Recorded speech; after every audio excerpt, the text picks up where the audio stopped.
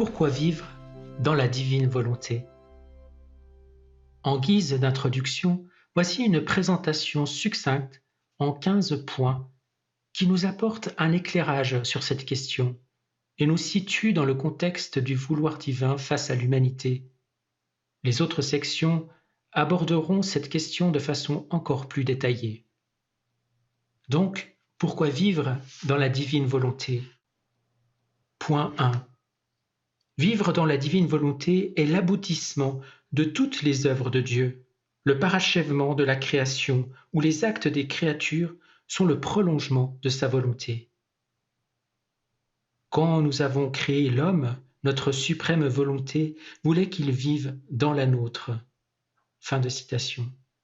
De cette façon, les désirs des créatures et du Créateur ne font qu'un, et la création donne à Dieu la gloire complète.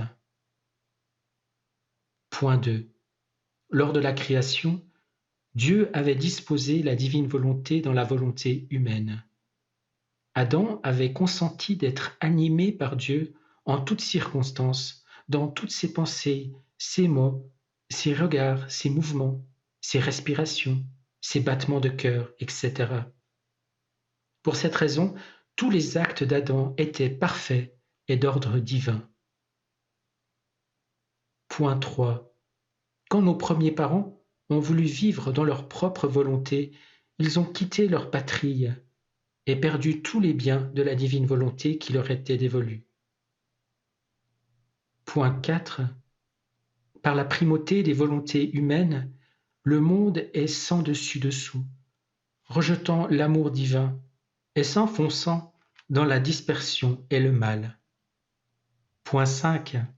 Faire la volonté divine, c'est vivre avec deux volontés, c'est être à ses ordres, c'est vivre comme un serviteur. Point 6.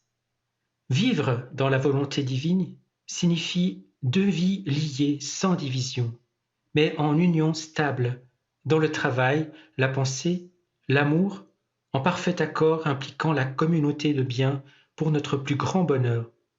La volonté divine communique sa vie, ses effets et ses valeurs. C'est vivre comme un fils qui possède les biens du Père, une vie qui se rapproche des bienheureux du ciel, sur la terre comme au ciel. Point 7. Jésus a pris possession de tous les biens en vivant chaque instant de son humanité dans l'éternelle volonté. Il dit dans le livre du ciel, « Mon humanité a pris possession de tout, pas pour moi seul, mais pour ouvrir les portes à mes frères. » Point 8. Pendant qu'il était sur la terre durant sa vie cachée, Jésus a pris sur lui-même toutes les pensées, paroles, actions, tout de chacun de nous à partir d'Adam jusqu'à la dernière personne créée, et il a refait la vie de tous dans la divine volonté. De cette façon, chacun possède la divinité en germe dans sa vie. Point 9.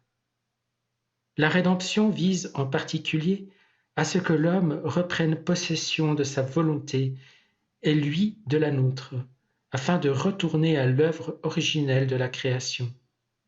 C'est la prière de Jésus à son Père pour ses disciples, qu'ils soient un avec moi comme moi je suis un avec vous, et que votre volonté soit faite sur terre comme au ciel.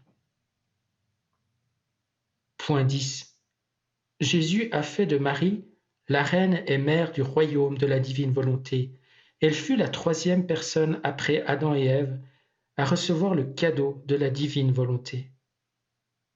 Les saints se sont enlignés eux-mêmes sur la divine volonté en essayant d'y correspondre le mieux qu'ils ont pu.